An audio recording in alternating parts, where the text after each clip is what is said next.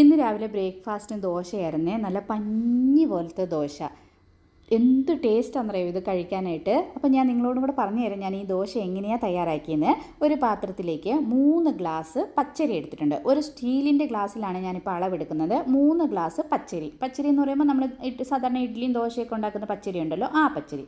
ഇനി അതേ ഗ്ലാസ്സിന് തന്നെ 1/2 ഗ്ലാസ് ചവ്വരി. നമ്മൾ പായസത്തിനൊക്കെ ഇടുന്ന ചവ്വരി ഉണ്ടല്ലോ അത്. പിന്നെ 1/2 ഗ്ലാസ് അവൽ. ഇത് കുറച്ച് കനമുള്ള അവൽ. അപ്പോൾ അരിയുടെ കൂടെ തന്നെ നമ്മളിത് ചേർത്ത് കൊടുക്കണം. ഇനി അതേ ഗ്ലാസ്സിന് 1/2 ഗ്ലാസ് ഉഴുന്നും ഒരു വലിയ സ്പൂണ് നിറച്ചും ഉലുവായും കൂടെ ചേർത്തിട്ടുണ്ട്. ഇനി ഇത് നന്നായിട്ട് കഴുകി ഒരു 5-6 പ്രാവശ്യം കഴുകണം. കഴുകി ആവശ്യത്തിന് വെള്ളം ഒഴിച്ച് 6 മണിക്കൂർ ഇത് കുതിർക്കണം.